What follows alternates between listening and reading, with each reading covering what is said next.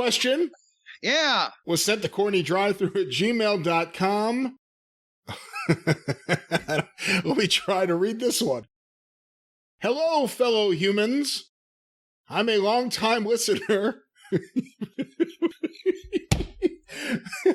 I'm so sorry. I'm a long-time listener. Somebody needs to clip that. I'm so sorry. And use it somewhere else. I'm a long-time listener from You Mataraz, Herpes. What?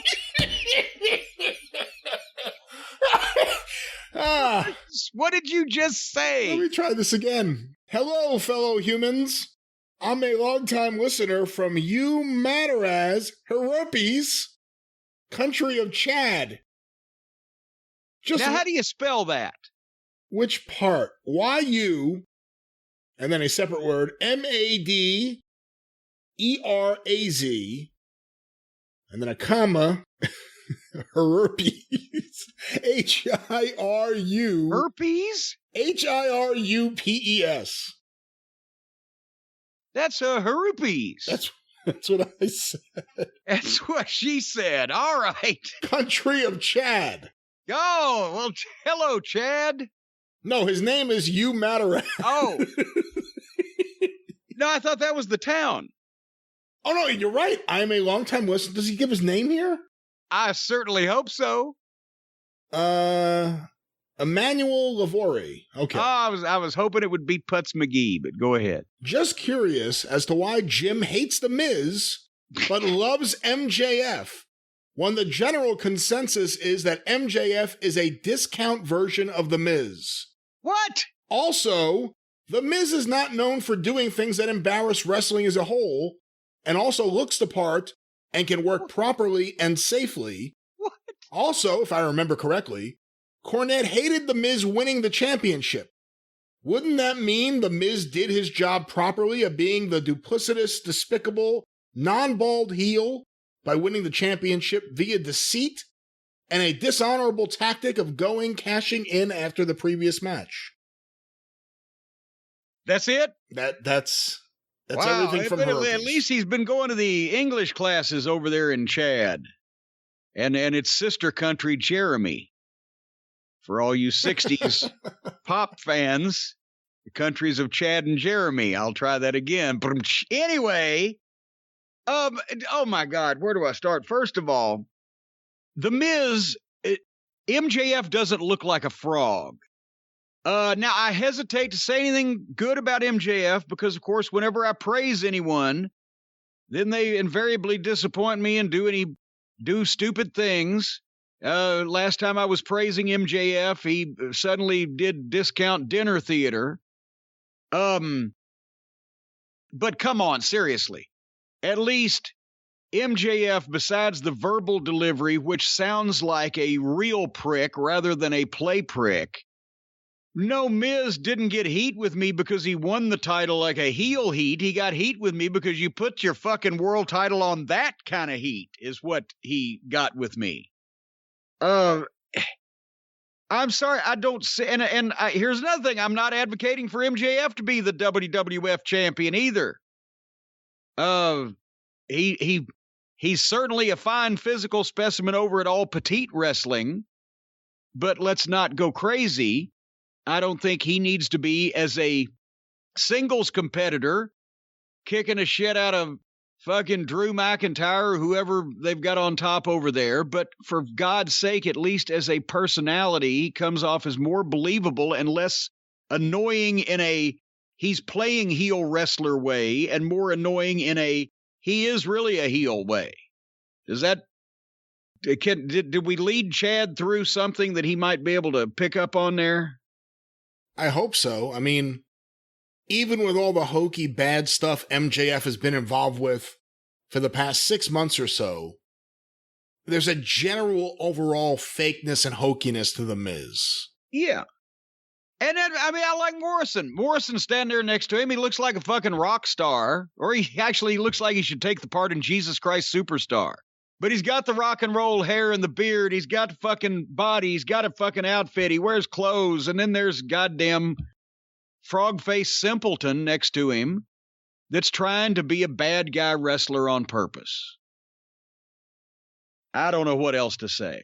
All right. Well, our next question, Jim. You know, some of my comments, Brian, may be inflammatory. Oh, yeah. They may be inflammatory, but sometimes the people that get inflamed, and you know the parts of the people that I'm talking about that get flamed up the most, sometimes those people may get inflamed because they are comments that are being directed at them rather than comments I'm directing at somebody else, or maybe comments I'm directing at somebody they like instead of directing comments at somebody they hate. You know what the operative word in all that is? Comments being directed. I didn't give my Cameo update yet. I'm so excited about this. You took me in a different direction, but you don't even know this. I haven't told you this yet. Hotchkiss Featherbottom came over yesterday, took the phone out of the box. We've worked the phone, the video, everything works great. We did our test run. We uploaded stuff to the folks at Cameo. Everything's working perfectly. And I am standing here ready, willing, and able to say anything or almost anything. I will say anything to anybody that's not illegal. I'm advertising, I'm making that statement, that blanket statement. Are there any other things? Anything to anybody on Cameo that's not illegal. Anything. So if Tony Khan buys a Cameo to have you say, I love AEW Dynamite, watch it every week, it's the best. Well, now, you've got to have principles. If somebody wants to be a jolly joker and try to get me to say things that are obviously contrary to my principles and my beliefs as a human being, then naturally I'll have to do 1 or 2 or 3 minutes on how silly they were to ask me that after giving me the money already. But nevertheless, but you know, these new cameras on these phones, holy mackerel. I wish I'd have had these to do the Smoky Mountain television show. I could have saved a truck. Just shoot it with the phone. The video, what is it? The iPhone 13 that I've got? What's the newest one? What are they up to? What number? That may be it. Whatever it is, if it's 12 or 13, I can't remember. Holy shit, it looks better than my eyesight. Hotchkiss shot me, and you know, we thought we were going to have one wrinkle in this Cameo situation. In that, I found out Hotchkiss he's not supposed to cross state lines, and he lives in southern Indiana. But we got that worked out because his brother used to be a welder, and we got the thing off his ankle. But Hotchkiss come over and shot some video with this thing, and me in my office here in front of the wall with all of my pictures and everything, and I looked at it back, and it looked better on video than it did when I was actually looking at the wall.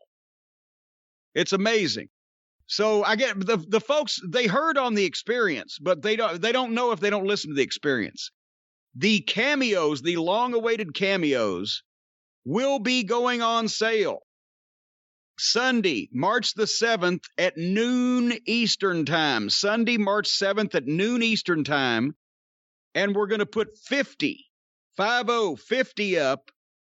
And that's when we've sold 50. We're taking it back down. They will not be available after that because we're going to do these first 50 and evaluate our situation. The video's looking great. We just don't know yet whether this will be a giant pain in the ass on my end. So anyway, you go to cameo.com/Jim Cornette on Sunday, March 7th at noon Eastern, and there will be 50 personalized video messages for you, your friends, your neighbors, your enemies, whoever, available for sale. Somebody else, your birthday, somebody's anniversary, go fuck yourself, whatever the case. I await your instructions, and you get 250 characters on the Cameo website to tell me a little bit about what you want me to say to the people you want me to say it to. You think it's going to work, Brian? It's exciting. I can't wait to see how these turn out. We may have to put some of them on the YouTube channel, I think, because a lot of people are going to want to see these. They're going to be hot commodity. Hot commodity. I do think you need to raise the price. No, they're $149. That's ridiculous. No, you're greedy. Well, yeah. Let's face it. Cameo takes a nice chunk, and Hotchkiss doesn't work for free. And my time is somewhat limited, so there has to be some compensation involved, but I want to make sure that it's something that everybody, the people out there can do, as even if it's a special occasion. It's not just like pie in the sky. Some people are charging $1,000 or whatever. That's just ridiculous. I'm not going to be doing that.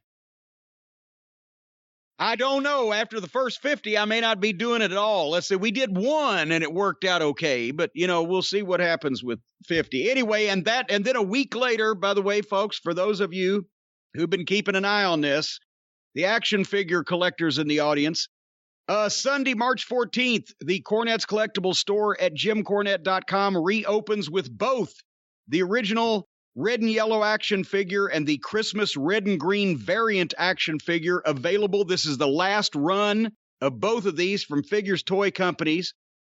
Figures Toy Company, and once these are gone, they're gone. This time, we're limited to 1,500 each for the calendar year of 2021. So we will see what happened, but we got extra server, and I've been told by Figures Toy Company the ship is docking any day. Apparently there's been some headwinds between here and China, but the ship is docking any day, and I'm going to have those in my grubby little hands. The store opens Sunday, March 14th.